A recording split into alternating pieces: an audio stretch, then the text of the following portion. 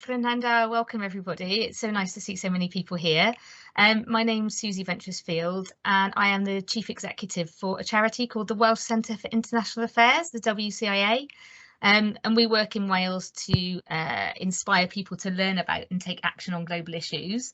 And I'm really pleased today to be joined by colleagues from Fairtrade Wales and Size of Wales, who will also be talking to you today. Between us, we've done a lot of work dating back several years on the Wellbeing of Future Generations Act, even before it was an act, and in particular around the globally responsible Wales goal. We are over 2 sessions going to have a bit of a focus on procurement. Today's session is going to focus on kind of global procurement and trade, and then we've got another session with Cyngor Cymru on the 11th of May, which will focus more on local foundational procurement, but very much keeping that globally responsible lens.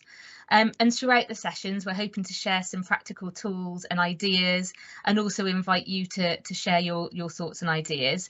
In terms of format, I'm going to present a little, and I've embedded a couple of polls just to get a bit of interactivity going.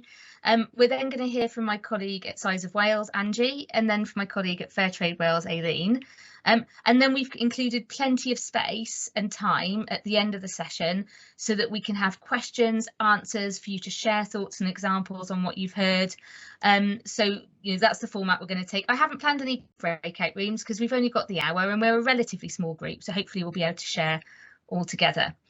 So hopefully that sounds good to everybody, and I'll kick off with some of my slides to get us started. So just before we zoom into the sort of more practical tools and the procurement and trade aspects, I just wanted to give a little bit of background about why we're focusing on the globally responsible Wales goal. We know that there are 7 wellbeing goals, and we know that they all interlink and they need to be tackled simultaneously. But quite a lot of research has showed that the globally responsible Wales goal has been the least well understood of the goals. And it's also been the one where in the Wellbeing of Future Gens report 2020, it's had the least actions taken around it. And there are still some gaps, and public bodies saying that they could do with some more support, some more ideas about how they can really tackle this goal. So that's why we're focusing on this goal today. Before I go any further, I'm going to try out a bit of new polling software with you all that I've not used before, but I'm sure it will work. Brilliant. Yeah, being mindful of how we're purchasing goods. Lovely.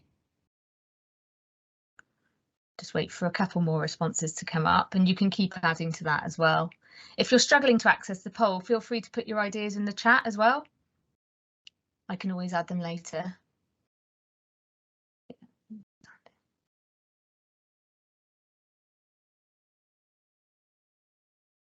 Okay, good. Thinking in a whole systems way. Okay, ensuring human rights in the supply chain are respected. That's lovely. I'm going to go on to the next slide now, but I am going to keep that open, and I might just revisit that at the end. So if you haven't yet added your responses, then feel free to do so. Yeah, seeing global connections between cheap goods in the West and impact on climate and vulnerable communities. Lovely. Let's flip on to the next slide, but do feel free to keep on filling that in.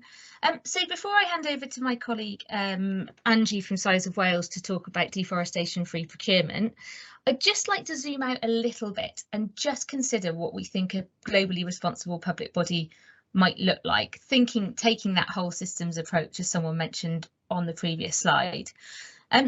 So we've just been doing a piece of work with the Future Gen Commissioner's Office about how we can better sort of support public bodies in terms of globally responsible Wales, and in particular creating a bit of a vision for globally responsible Wales, because something that we've come across is sometimes there's a focus on the environmental aspects, which is incredibly important, but less of a focus on the social aspects.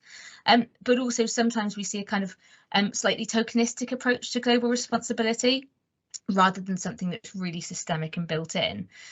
So the piece of work we're doing at the moment is to try and create a bit of a vision for globally responsible public bodies. It's a draft at the moment, it's in really early days, but I did just want to share some of the ideas that are emerging from it so we can keep that big picture of globally responsible Wales in mind before we dive into some of the practical tools and toolkits.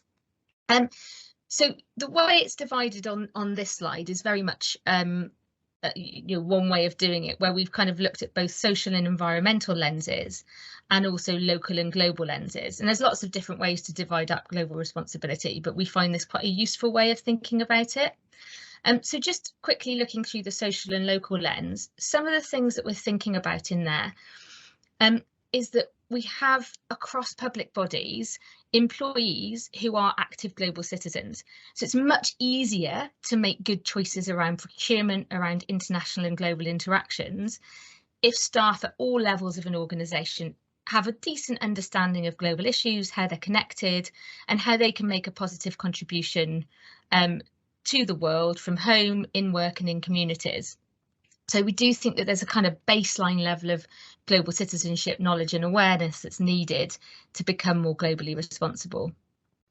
Public bodies can encourage consumers to make ethical and sustainable choices. So, trying to support making those the easiest and cheapest choices to make. We've got a procurement one in there, making sure that when we buy products and services, there's no harmful practices in the supply chain. So no modern day slavery, no child labour, no poor wages, and possibly even thinking about how to have a positive impact on people and communities around the world and in Wales with purchasing decisions. There's a responsibility to look after any cultural heritage, natural or man-made, that public bodies are responsible for, and also being an organisation of sanctuary, so making sure that services are available regardless of immigration status. And then from the global perspective, the social global, it's really about how each public body is interacting with the rest of the world. There are many excellent partnerships between public bodies in Wales and other organisations around the world, and just making sure that those who represent you internationally have really good behaviours rooted in anti-racism, excellent safeguarding practice, mutual respect and good partnership practice, avoiding stereotypes about and for in communications for international partners, thinking about how we recruit staff from overseas. We can contribute to brain drain, but there are more positive ways of doing that rooted in skills exchange. And also there are opportunities to have international exchanges of people and knowledge that share skills and resources from Wales and around the world. And then also we've got that environmental dimension. So around the local side, we all know that we're making progress and need to make quicker progress towards net zero in carbon, but also net zero in waste, promoting active travel, perhaps working towards being carbon positive, looking after biodiversity, using renewables and really supporting local zero waste and sustainable options in procurement.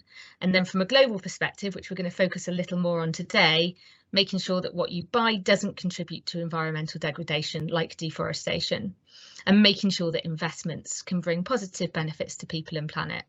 So there's quite a lot in there, but I think it's important when looking at global responsibility to keep that big picture in mind, because we do have a lot of impact on the rest of the world with all of the different actions we take, as well as here in Wales.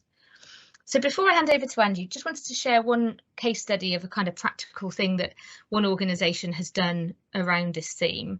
It was a couple of years ago now, Public Health Wales commissioned Oxfam Cymru and WCIA to create some modules for NHS staff in Wales to help them learn global citizenship, knowledge, skills and values.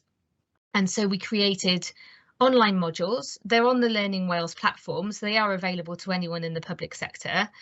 And there's an introduction to global citizenship, and then there are 5 deeper dive modules into topics like globalisation, migration and climate change. They're open to all public bodies, but they are quite health focused, so they've been adapted to have health themes throughout the modules. So, one really practical thing that public bodies can do in this space is to make sure there are opportunities for staff to develop their global citizenship skills or their climate awareness skills. Colleagues who'll speak to you next week, Colonel Cymru, do excellent carbon literacy courses. So there's loads of options out there, but it's something that's a really good set of tools to explore that can be really supportive of the other areas we're going to talk today, like positive procurement. So I'm going to stop sharing there and I'm going to hand over to my colleague Angie. And if you've got any questions, feel free to put them in the chat, but otherwise we will have plenty of time at the end for questions and discussions. So putting hands up, hello, yeah, my name's Angie. I'm the Advocacy Outreach Officer for the climate change charity Size of Wales. You might know Size of Wales for our forest protection work. We protect over 4 million hectares of tropical forest, twice the size of Wales in South America, Sub-Saharan Africa, and Southeast Asia. But you might not be aware of our work on policy and behaviour change here in Wales. So, for example, advocating for changes to government policy and changing patterns of consumption through awareness raising and education on forestry commodities and their impact. Excuse me. So in relation to a tropical deforestation, where are we now? Let's have a look. So it may surprise you to learn 73% of all tropical deforestation is driven by the production of just a handful of agricultural commodities. So these are products we buy, use and consume in Wales every day, including soy. So the majority of soy imports is used to feed livestock in the UK. So we call this embedded soy, the soy we consume through the consumption of animal products. And then we have imported beef. So forest clearing for cattle is the largest single driver of deforestation in tropical regions, especially in South America. This usually comes in the form of processed beef due to transport logistics. So it's usually frozen beef burgers or corned beef. And then we have palm oil.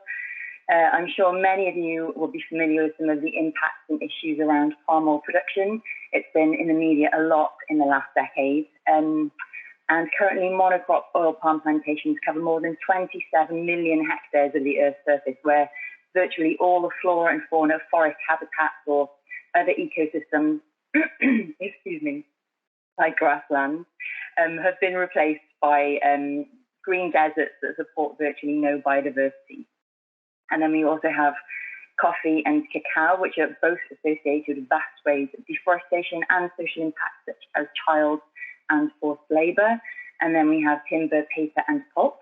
There are other commodities as well, like rubber and leather, of course, which is associated with beef cattle, and minerals such as gold and copper used in electronics, but primarily focusing on the agricultural commodities today because they are the biggest driver. So what is the current rate of deforestation? So in 2020, we lost nearly 13 times the size of Wales. I'm just going to let that sink for a moment. So that was during the first year of a global pandemic when things were far from business as usual. And back in 2014, during the New York Declaration on Forests, over 200 organizations, governments around the world came together to reduce deforestation by 2020 and end it by 2030. But actually, since then, it has increased. And so globally, deforestation is responsible for 20% of greenhouse gas emissions, which is just huge when you compare it to carbon-intensive behaviours like flying, which accounts for just 2.5%. And also, deforestation brings us perilously close to one of Earth's tipping points. So this refers to a threshold in one of Earth's systems that, if crossed, would lead to large and potentially irreversible changes. So I've included the Amazon here. So if the Amazon loses much more of its rainforest, the forest biome will no longer be able to continue or to function as a self-sustaining system, and it will start converting to savanna. And as a red flag here, the Brazilian Amazon is already a net emitter of carbon, and so it's producing more carbon than it can absorb. So we can no longer rely on the Brazilian Amazon to absorb the emissions from human activity.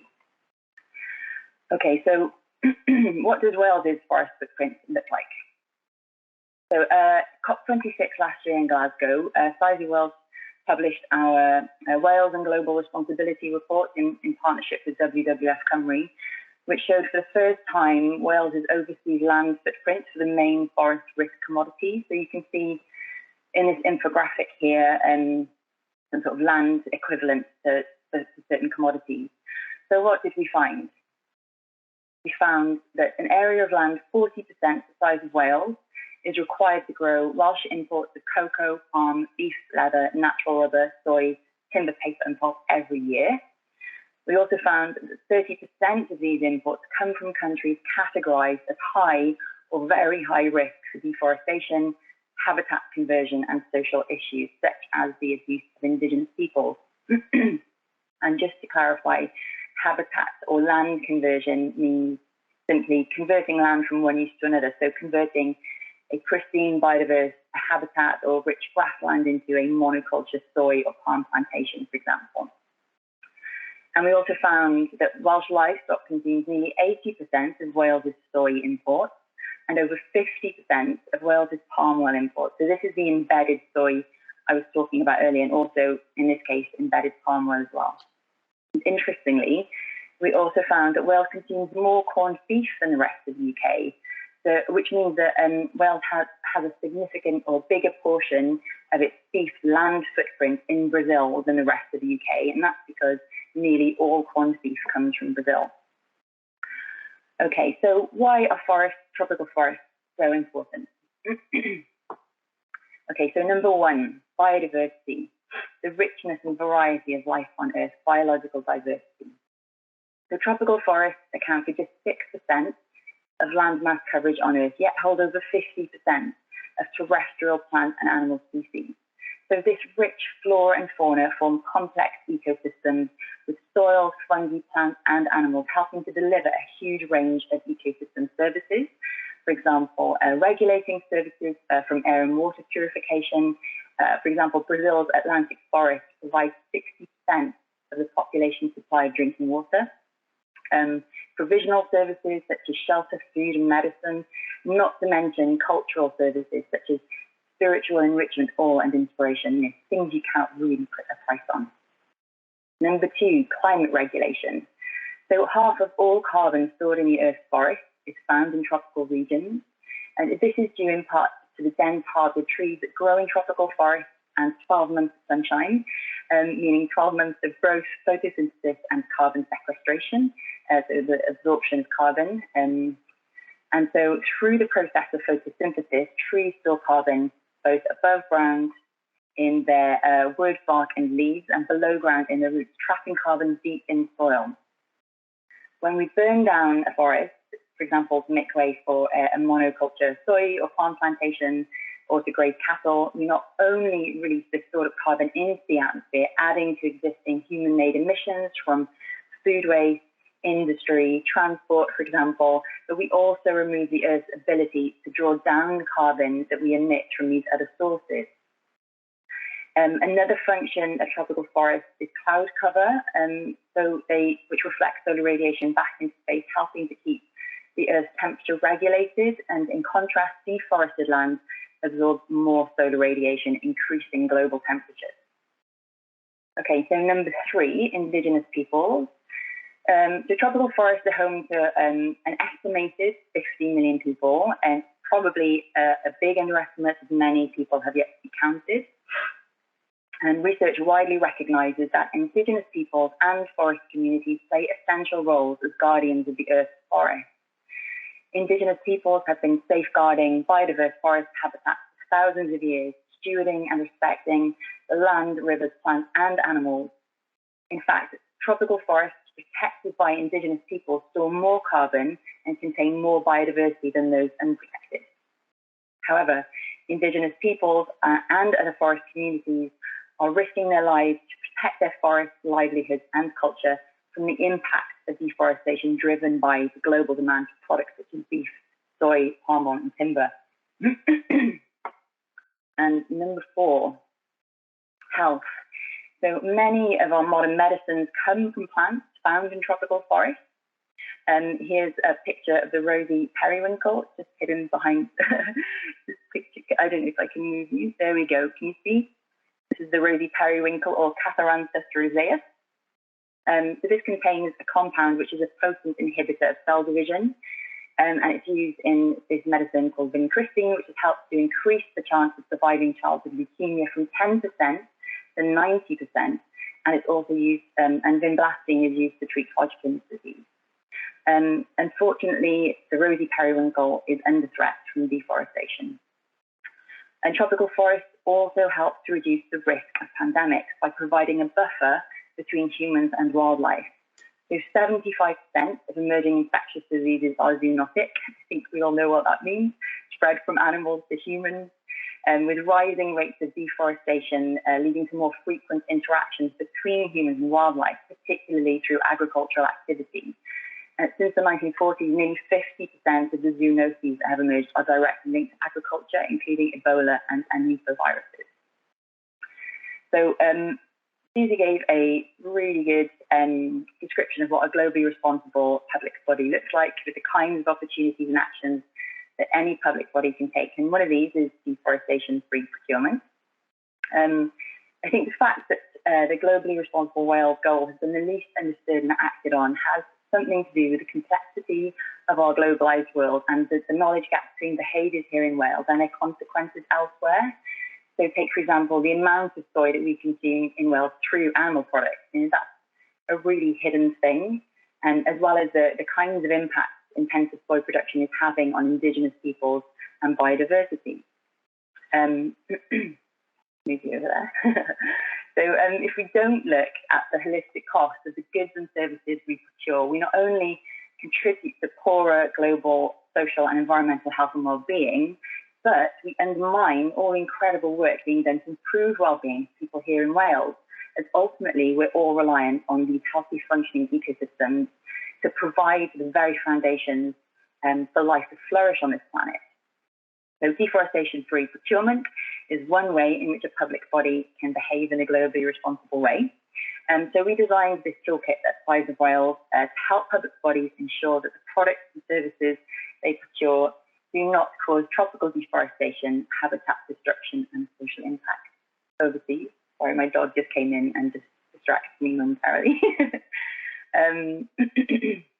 So what does the toolkit include? So it includes advice and guidance for public bodies, for example, legislation, obviously linked to the Wellbeing Future Generations Act, also the forthcoming due diligence legislation, both UK and EU level, public demand, climate mitigation, reducing risk, employee retention, etc.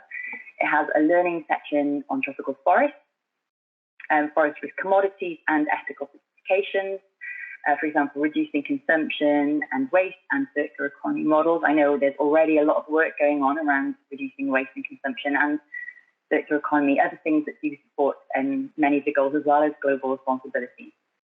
And practical actions and templates, for example, forest risk commodity audit templates, commodity risk score charts, supplier engagement questions, etc. So, excuse me. So these are just some of the ways in which deforestation-free procurement can support global responsibility and the other wellbeing goals. So DFP, deforestation-free procurement, doesn't really roll off the tongue that easily, I admit, so I'm going to call it DFP. So DFP supports human, animal, and planetary health. It addresses consumption emissions, not just production emissions. It supports resilient, prosperous, and healthy communities in Wales and internationally, for example, through the use of ethical certifications like fair trade, which, as well as ensuring fair pay terms and conditions, also promotes local sustainability and has a no deforestation criterion. So I've included a selection of ethical certifications at the bottom of this slide. And all of these can help to reduce deforestation, habitat conversion, and social impact. As a caveat, currently no certification can 100% guarantee zero deforestation, but they can support traceability and greater social and environmental protections, and standards and monitoring are continually improving. DFP also strengthens food resilience, for example, through ethical supply chains, environmental protection, ecological resilience, climate mitigation, and adaptation. It promotes human rights, for example, the UN Declaration on the Rights of Indigenous Peoples and anti-slavery legislation, and supports local economies here in Wales, for example, through sustainable local sourcing, and offers practical steps to tackle climate and nature crises. So you can see how all of these things not only support global responsibility, but link to several of Wales's wellbeing goals, such as resilience, prosperous, healthier, and more equal. And so currently, Size of Wales is developing a deforestation-free business toolkit. And this year we'll be rolling out our deforestation-free communities campaign, which will bring together businesses, schools, food and farming sector, and local authorities to help make Wales a globally responsible, deforestation-free nation. So that's me, and I've included links to all our resources in in the slides, and I'm happy to be contacted about our work. And if you need any help or advice on adopting deforestation-free practice, or would like to trial the toolkit in your organisation. So yeah, I think I'll hand over to Aileen now. Diolch yn fawr. Pnawn da pawb, Eileen dwi, Pennaeth Cymru Masnach Deg, a Cadeirydd Cyfiawnder Masnach Cymru. I'm Aileen Burmeister, I'm the head of Fair Trade Wales, and today I'm here in my role as Chair of Trade Justice Wales. So I'm going to be talking a little bit about that.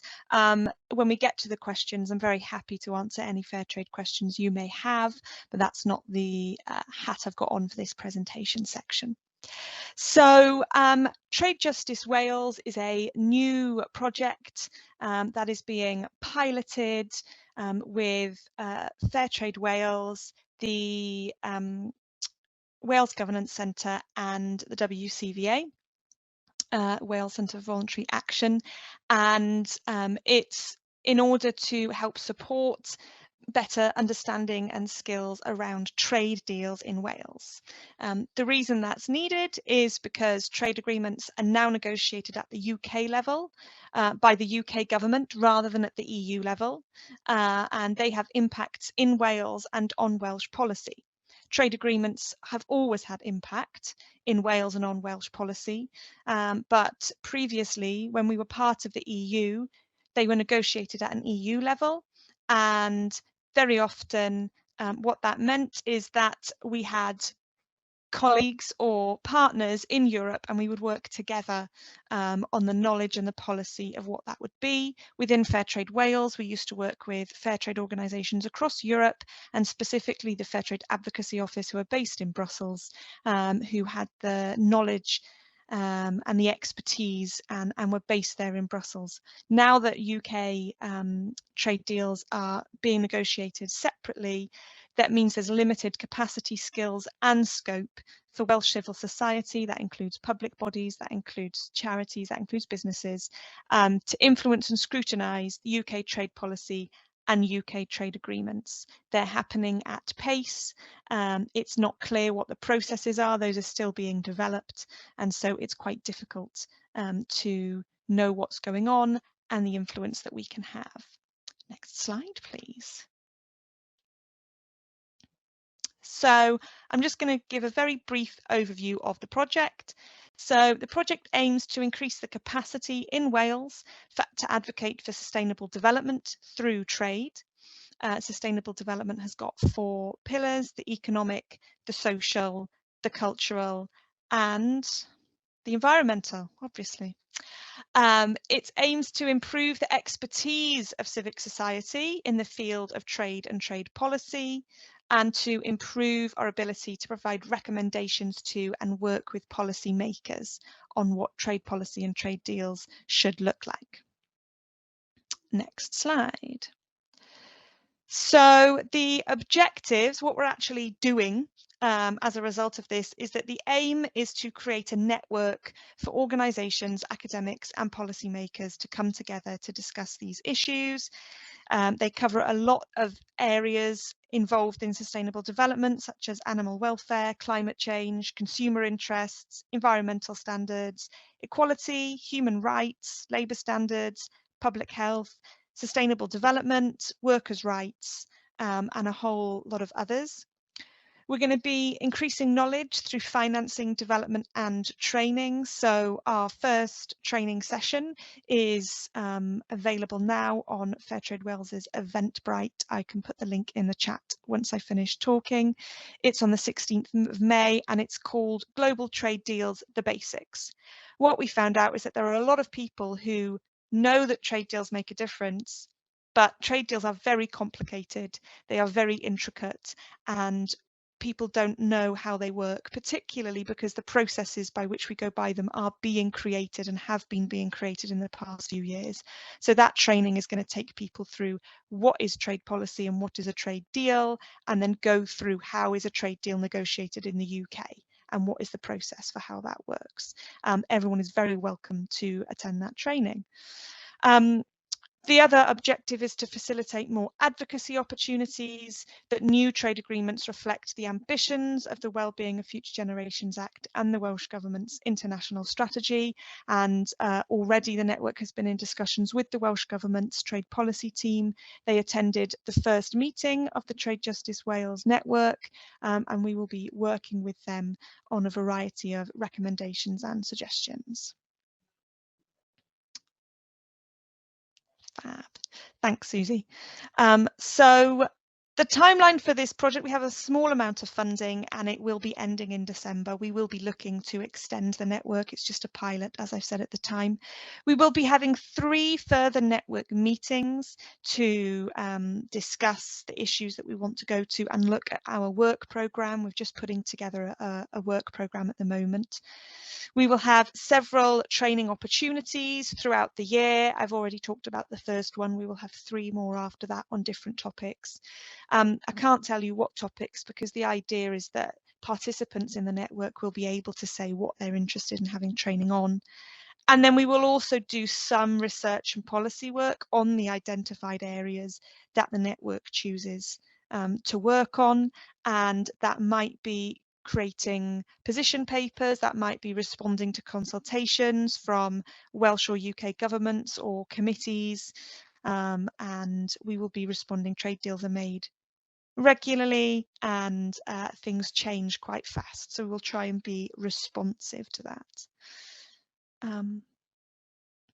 So things you can do to get involved in Trade Justice Wales is join the mailing list.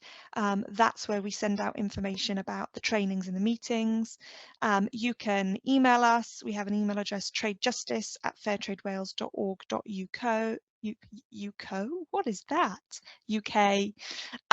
You can attend a training, and I've said I'll put the link for the first training in the group.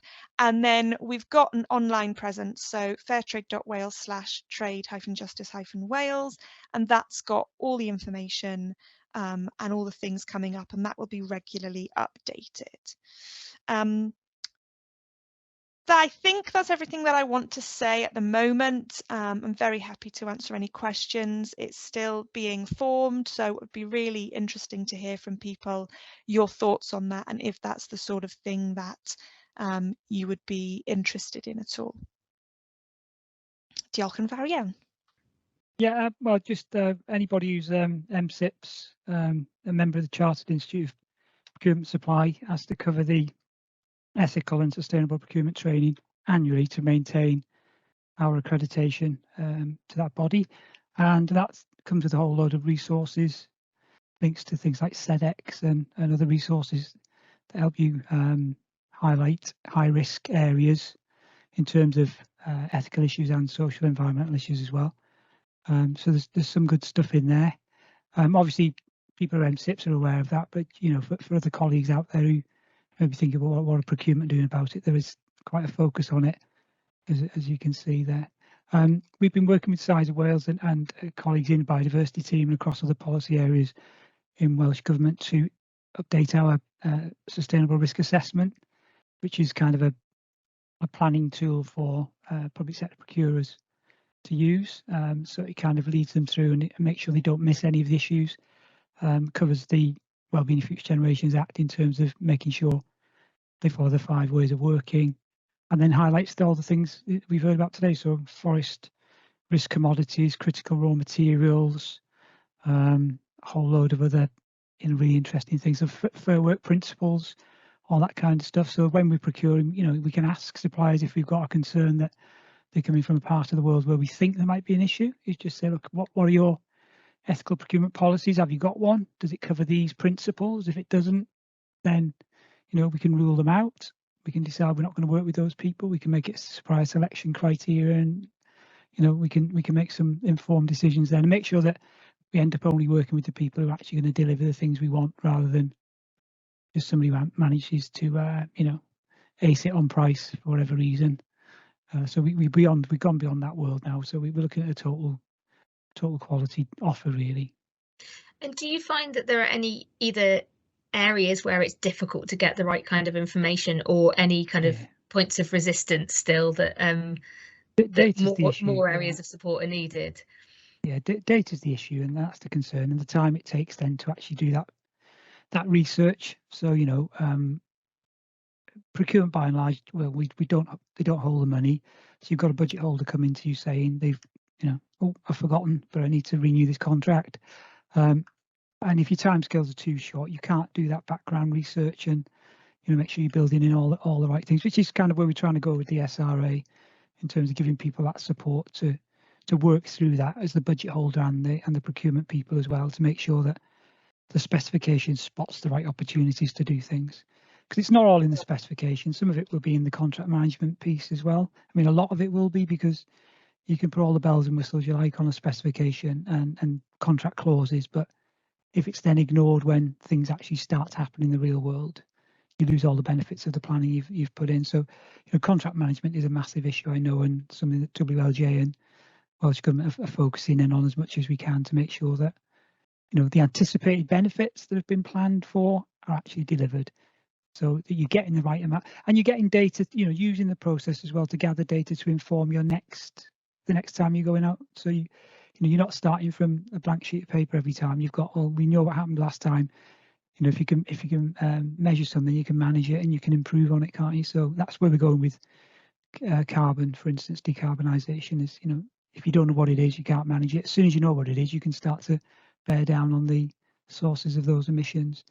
Potentially, where there's opportunities to share that information across public bodies as well, so the work doesn't get too duplicated, could be really valuable. Absolutely, yeah. And we have, obviously we've got issues where we've got larger framework contracts, so you've got multiple user organisations who may have different objectives, but part of what my colleagues in commercial delivery do is do that kind of negotiation with all those users about what the specification should be and the reasons why stuff should be there. And worth saying, the first point is always, do we need to buy this at all, or can we buy less of it? Can we buy a more localized solution that's a service-based solution or third sector solution? Foundational economy, circularity, all these principles are coming in. Eco design, design for disassembly and all this that feeds into that better circularity. Yeah, and actually, one of the reasons with the two events, we know that there are still some things that have to be globally sourced, and so we need to keep that in mind. But also that priority to global and local and foundational, and then so important as well. Yeah, and you say share an experience. So where an alternative solution has been found, then because we all tend to, you know what you don't, the Donald Rumsfeld bit, but people tend to fall back on what they know. So they think, well, the only solution out there is the solution that I know about. Was actually, if you do a little bit more thinking, you can, there's some really innovative solutions out there. Yeah. Another one that really impressed me was the Schiphol airport, Amsterdam airport, where they outsourced the lighting of the airport. So Philips, who are a Dutch company, which is a nice kind of localization for them, they took on the task of keeping the light levels at a certain level. So the actual airport didn't have to buy the light bulbs or maintain the systems. They paid for a level of light service. And Philips, then being the experts in the lighting, were able to keep upgrading and maintaining the standard. So from the airport's point of view, they could start focusing on, well, what's this costing us in terms of energy, and then press Philips to be more energy efficient with the lighting they provide. So you're not owning the light bulbs, you're not owning all the kit and the having to do all, so there are these kind of solutions out there, and increasingly with kind of furniture is the big one in Wales, isn't it, at the moment? It's kind of refurbishing and reusing what we've currently got rather than buying in new. Yeah. Thank you, Brenda. That's really helpful. And I can see Tony's made a comment in the chat as well. I wondered if Tony would want to come in, but also encouraging any questions from audience members to any of the three speakers as well. But I'll invite Tony to come in next. Thanks, Susie. Yeah, it's something, it's a constant concern of mine, really, that from a kind of political perspective globally, there's all this discussion about negotiation, and we've seen it come through very strongly at the recent sort of COP26, where it almost seems as if we play in this sort of political game amongst nations, which then makes me think, well, we'd be struggling to actually get to the actual point of this. It's just a big concern, and I know it's a cliche probably to say that this sort of stuff needs to start at an early age, you know, in terms of the very earliest age of education. But, you know, I think it really does. It needs to be embedded so people grow up with those values. So there's not an option to do things in a way that's not appropriate. There's only the one way of doing it, I guess. Yeah, and I would say, I mean, that's something that I think, you know, going back to that original point around global citizenship, I think, you know, we have a curriculum in Wales now that does allow for the space to develop, providing it's rolled out correctly, ethical, informed citizens. But of course, those primary school children are not going to hit the workplace until it's too late to make a fundamental change. And that was why that emphasis on kind of making sure that, I mean, as public bodies, there's a huge workforce. It's a massive workforce across Wales. If we can support as many of the public sector as possible to become kind of active global citizens and to feel like they have agency and a choice and able to make a difference, because we can't really wait for governments to catch up. We'll keep lobbying governments, but it is very negotiated. And I think it's that same issue sometimes with the globally responsible Wales goal as a whole. It's very much seen as a let's negotiate between looking after people in Wales and looking after the people of the world, as if they were mutually exclusive, rather than saying what are the actions that we can take that will increase well-being for people here and in the world. Looking after planet is part of that, but also good working conditions everywhere are part of that, because otherwise just outsource the work to somewhere cheaper and treat people badly. Whereas actually, if we can encourage that wholesale increase in improvement in working conditions and respect in the workforce and throughout the supply chain, we can really make a difference. But I think staff need to understand how those things are connected. I think Ange made a really good point that not for anything, you know, we're busy with our own lives, sometimes just not aware of the impact of the thing you're doing over here on the rest of the world. And actually there's some lovely examples of positive procurement differences where, for example, procurement around women-led industries can have huge impacts on their families, on supply chains. I mean, so there are lots of different ways of thinking about it, but I think there is that base of knowledge. I agree with you. We've got to start young, but we can't also neglect the current workforce, because we're, in the nicest possible way, we're stuck with us lot for a little while yet, until we're, what, 70 or so.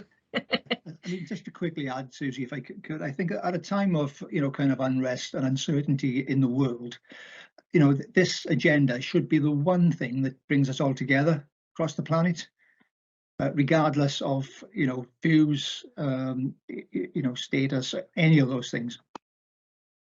Yeah, thank you, Tony. And I was just looking at the chat there. Can I pop in? Go ahead. Sorry, Aileen, go ahead. Yeah. Yeah, no, it's just talking about negotiations and the negotiations at COP, and we see time and time again that the words that people are saying at those negotiations is not necessarily what's being done, and we're seeing that low and middle income countries' wishes are consistently being denied and ignored and stomped over. And actually, you know, the World Trade Organization has had a very bad rap for very many years, but a lot of countries have moved completely away from the World Trade Organization and have started negotiating their own deals and agreements, and largely that's because lower middle income countries began to start making bigger calls in the World Trade Organization and had a voice, and suddenly rich countries said, oh well, we don't want to listen to that.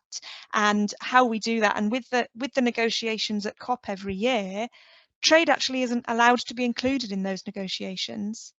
And if you think about how much trade contributes to global emissions, it's incredible that all those discussions happen and yet trade is off the table. And so that's part of what we want to do with our Trade Justice Network is to raise awareness of actually those interrelated connections between climate and planet and people and trade, and how important all of those things are.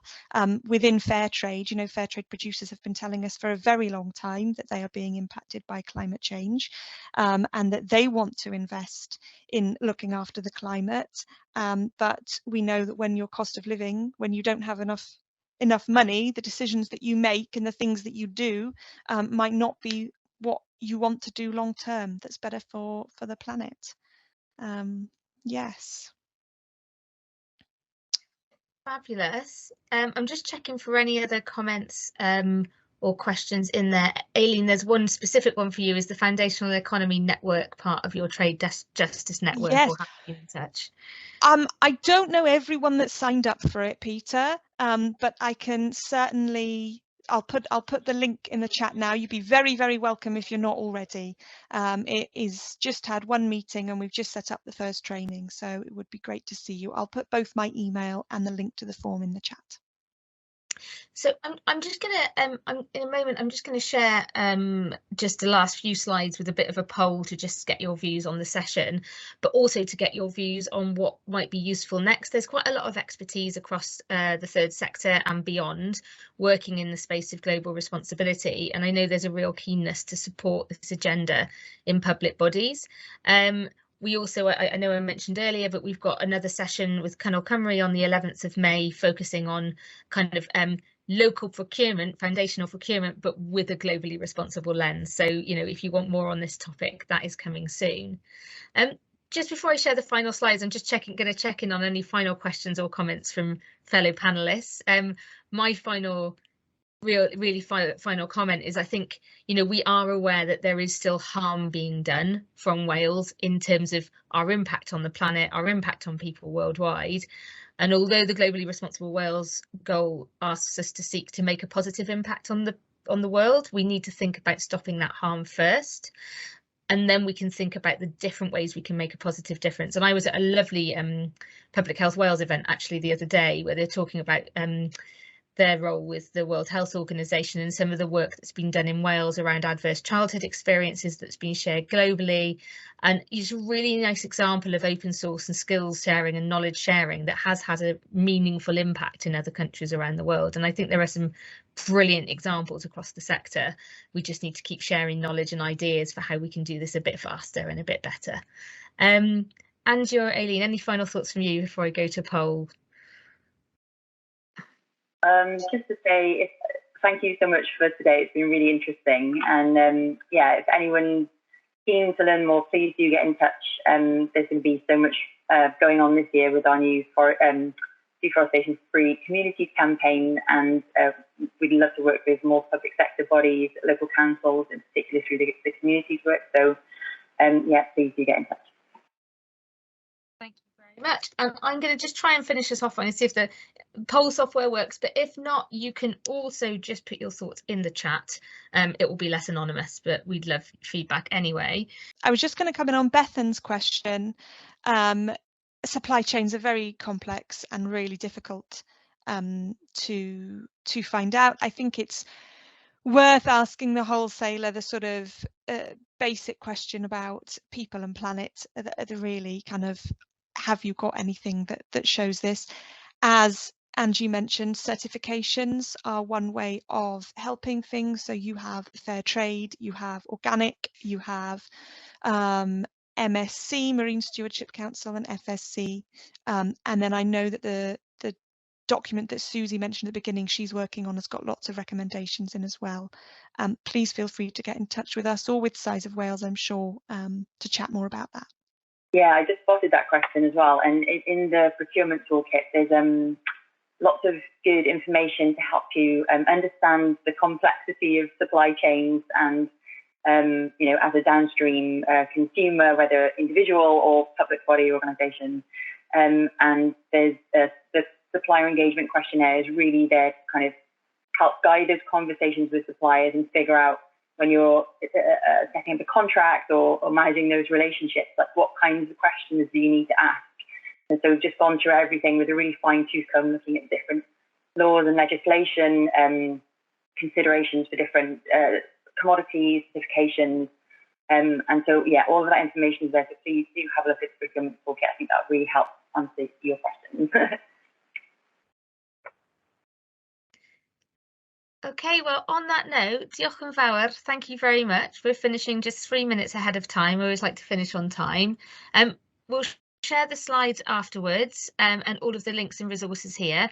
The work that we're doing with the Future Generations Commissioner's Office at the moment is not finished, and when it is finished, we're hoping that there will be a set of tools available online that link all of the different resources we've talked about today, so you can easily find the Trade Justice Forum information, the Globally Responsible Wales overall picture, deforestation-free toolkits, and some of the other useful resources that have been produced both in the public sector and by third sector organisations, so that there's really a one-stop shop for Globally Responsible Wales. We hope to keep developing that over the coming year, and are happy to come back and talk further if there are particular topics that people would like us to cover.